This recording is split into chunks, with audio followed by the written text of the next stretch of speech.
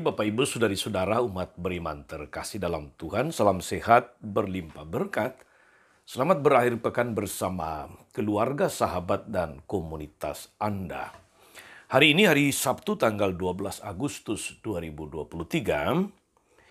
Saya Romagus CSSR mengajak saudari-saudara merenungkan kutipan Injil Matius bab 17 ayat 14 sampai 20. Terdengarkan sabda Tuhan dalam nama Bapa dan Putera dan Roh Kudus. Amin. Sekali peristiwa datanglah seorang mendapatkan Yesus dan menyembah, katanya, "Tuhan, kasihanilah anakku, ia sakit ayan dan sangat menderita. Ia sering jatuh ke dalam api dan juga sering ke dalam air. Aku sudah membawanya kepada murid-muridmu, tapi mereka tidak dapat menyembuhkannya."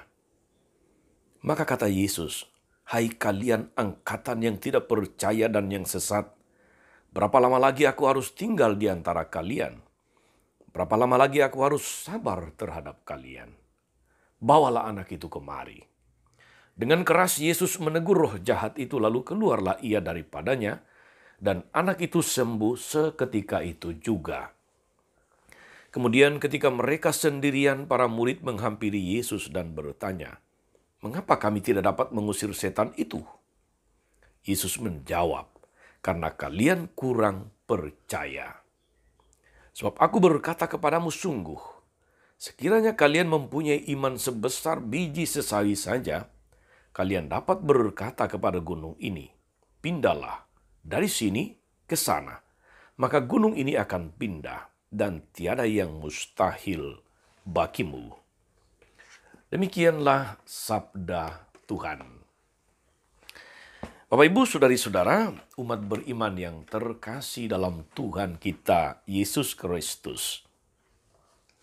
Berkaitan dengan pengusiran roh jahat, Gereja Katolik sangat berhati-hati dan bijak di dalam doa-doa yang berkaitan dengan penyembuhan, doa-doa yang terkait dengan pengusiran roh jahat, yang berkaitan dengan eksorsisme dan mujizat-mujizat lainnya. Dengan begitu bisa menciptakan kesan saudari-saudara bahwa seakan-akan hanya gereja-gereja non-Katolik yang mempunyai keberanian dan kepercayaan penuh untuk menyelenggarakan kebaktian penyembuhan, kebaktian pengusaran setan. Karena itu lalu juga kadang-kadang tidak sedikit umat Katolik yang mencari dan mendapatkan kesembuhan dari gereja-gereja yang lain. Bapak Ibu, saudari-saudara umat beriman terkasih dalam Tuhan.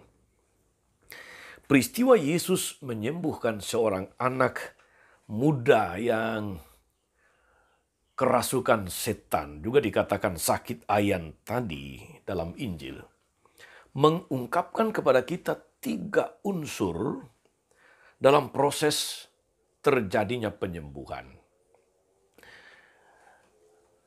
Penyembuhan seseorang bisa terjadi pertama karena iman orang sakit itu. Kita ingat dalam banyak perikop lain, dalam kisah penyembuhan, iman seseorang, iman pribadi yang menyebabkan kemudian mujizat kesembuhan terjadi. Kita ingat saudari-saudara, kemarin baru saja perikop perempuan Kanaan, anaknya perempuan sakit hampir mati. Dia percaya betul Yesus mampu melakukan itu, meskipun Yesus mengatakan tidak patut memberikan roti yang disediakan untuk anak-anak dan dilemparkan kepada anjing. Tapi dia percaya dan Yesus memuji imannya, iman pribadinya. "Hai ibu, sungguh besar imanmu." Dan iman pribadi membuat seseorang kemudian mendapatkan mujizat, kesembuhan atau dalam bentuk yang lain. Kita ingat juga perempuan yang sakit pendarahan 12 tahun lamanya. Dia punya kepercayaan, dia punya iman yang besar bahwa cukup dengan menyentuh jumbai jubahnya aku akan sembuh. Dan dia menjadi sembuh. Demikian juga dalam beberapa atau banyak mujizat yang lain, iman pribadi memampukan membuat seseorang kemudian memperoleh mujizat. Kemudian saudari-saudara, selain iman pribadi, yang kedua adalah iman dari orang-orang yang membawa orang sakit. Salah satu contoh dalam perikop Injil hari ini. Tapi juga dalam perikop Injil yang lain kita ingat misalnya ada seorang sakit yang dibawa kepada Yesus, dia digotong, tapi karena begitu banyak orang yang berdesak-desakan berjumpa dengan Yesus, ingin mendapatkan penyembuhan, ingin mendengarkan dia, maka mereka tidak bisa masuk. Lalu mereka kemudian membuka atap rumah itu dan menurunkan orang sakit itu di depan Yesus. Iman orang-orang yang mengantar orang sakit juga mampu membuat yang mustahil menjadi nyata, menjadi sesuatu yang tidak mustahil. Dan yang ketiga, saudara-saudari, adalah iman dari orang-orang yang mendoakan, atau iman dari ketiga unsur yang terlibat. Pribadi, orang-orang yang membawa, atau orang-orang yang bahkan mungkin hanya turut mendoakan dari jauh.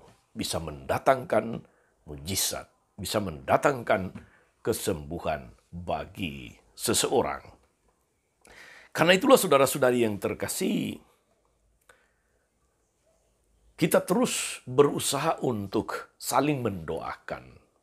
Selain iman pribadi, selain kebutuhan pribadi, pergumulan pribadi yang kita harapkan Tuhan berbuat sesuatu, Tuhan bertindak. Kita saling mendoakan justru karena dari iman kita, mendoakan orang lain, saudara, sahabat, keluarga, itu besar pengaruhnya. Tidak ada yang mustahil. Iman banyak orang atau iman komunitas bisa mendatangkan mujizat bagi seseorang. Iman yang mampu memberikan kehidupan, kesehatan, keselamatan bagi orang lain. Sebuah keyakinan bahwa dalam nama Yesus, semua lutut akan bertekuk dan segalanya tidak ada yang mustahil. Maka mari saudara-saudari kita pertama memperkuat iman pribadi kita supaya kita terus bertumbuh, makin percaya kepada Tuhan.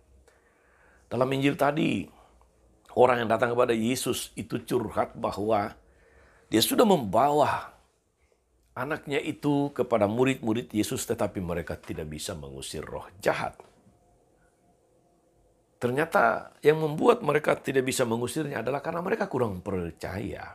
Itu dikatakan oleh Yesus. Maka iman kita yang terwujud dalam sikap percaya kepada Tuhan bukan hanya harus ada, tapi dia harus bertumbuh, berakar, dan kemudian mempengaruhi seluruh hidup dan kesaksian hidup kita. Demikian juga kita senantiasa tidak lupa untuk mendoakan saudara, sahabat, orang-orang lain, membawanya kepada Yesus.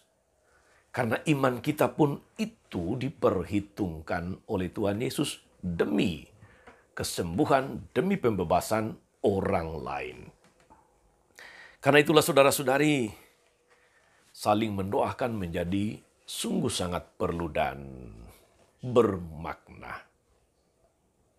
Semoga saudari-saudara dengan membuat iman kita terus bertumbuh, semakin berakar dan menentukan hidup.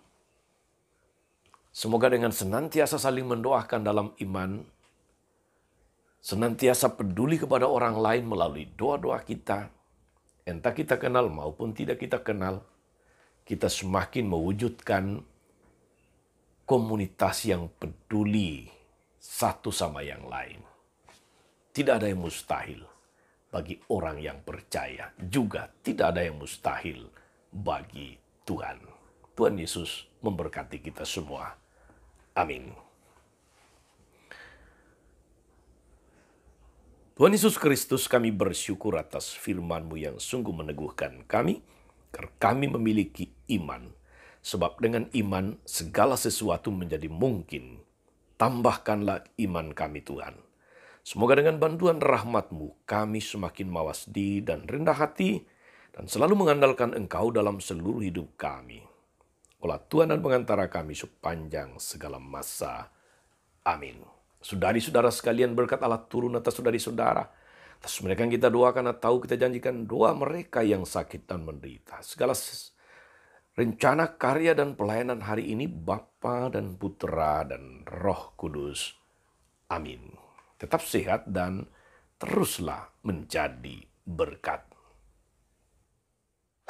Jangan lupa like, subscribe, nyalakan lonceng notifikasinya. Salam 52, Tuhan memberkati.